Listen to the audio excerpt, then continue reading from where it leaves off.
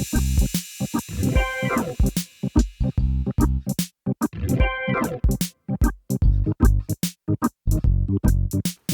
welcome back to Tips with Ty, rigging part 3. All right, now we're gonna attach your leader to a tactical angler clip. Now you can go straight to lures. When would I use the angler clip and when would I not use angler clip?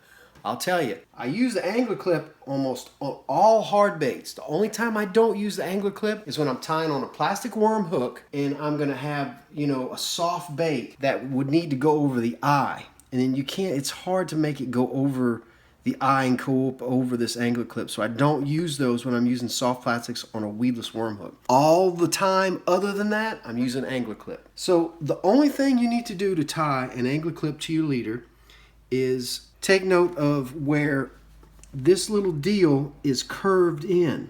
That's going to be the top. Where it's straight across, that's the bottom.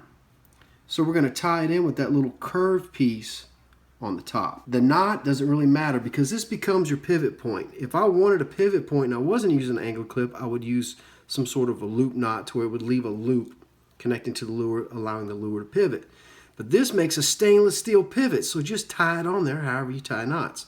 I use a standard fisherman's knot, a clinch knot. Hold the clip, give yourself a tag, a good bit of tag line, and then 1, 2, 3, 4, 5, 6, 7.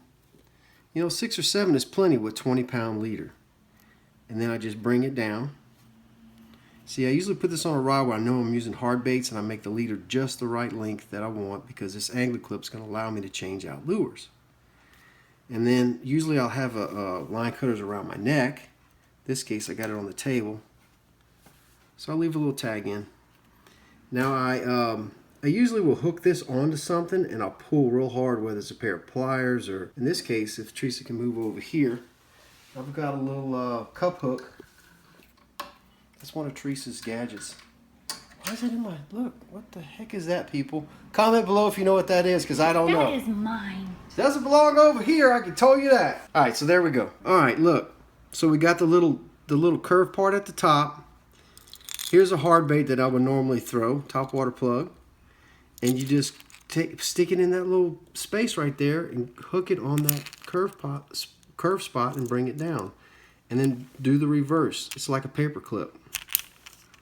Okay, so look, stick it in there and just bring it down like that and twist. And then do the reverse.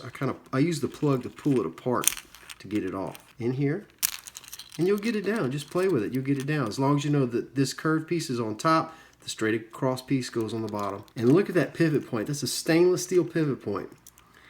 And when you're changing out different colored top waters and suspension baits, hard baits of any sort, lip crank baits, it's just a beautiful convenience. It really is, and it's very minimal. This is the 50-pound, which is the smallest they make, and we use that for 90% of the stuff. Look, I'll put a large Mirrodine suspension bait on there. Look, it's got a piece of mono on it already, but look, it just clips right on. That should be cut off, but look. Bam, that easy. There's your angler clip to your leader. All right, there you go. There's leader to angler clip.